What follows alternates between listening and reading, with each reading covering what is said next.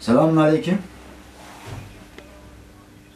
Sağ ol abim, sağ ol. Teşekkür ederim. Allah razı olsun. Teşekkür ederim. Çok şükür şu anda iyidir. Çok şükür durumu iyi. İyi. Sağ ol. Allah.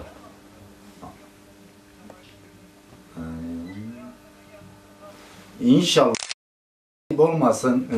Ben kısadan keseyim. Abdülkadir Yüksel'in oğlu musun? Evet.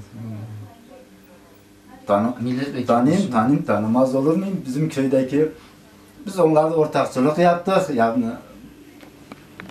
tanıyım adam. Namluyu. Namlu içinde patladım yani. Namlu patlayınca şeydi mi o? Mühimmat deposu falan vardı. Oraya sıkayla yaşadım. Nasıl oraya sirayet etti ki? Yakın mıydın? Yakın 15-20 metre falan vardı mühimmat deposuları. 10 tonluk namlu daha 100 metre aşağıya uçtu. Allah Allah. 10 tonluk. Ben Şahin Bey Belediye Başkanı Mehmet Tahmazoğlu, Gaziantep'ten arıyorum. Tahmazoğlu. Geçen gün Tugay komutanımız aradı, Enis Koç. Sizinle görüşmüştük, beraberdik. Askerimiz geldi çok şükür, şu anda beraberiz.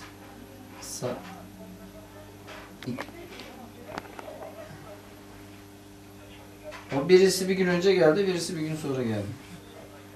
Evet. İyi, şu anda beraberiz, gayet de sağlıklı. Ben teşekkür edeyim diye aradım. Annesi babası da çok teşekkür ediyorlar size. Teşekkür ederim, kendine saygılar. Yaralanması olmasa da o gün orada olan bütün askerlerimizin bu gün yarın itibariyle izne de gönderiyoruz. Aileleri inanmıyorlar bir sıkıntılar olunca. Gözleriyle görsünler diye hepsini.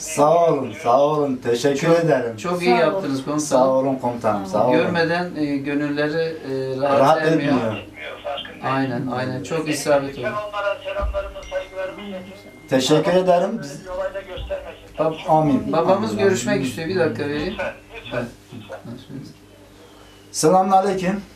Aleykümselam. Sağ olasın, teşekkür ederim. Komutanım. Teşekkür ederim.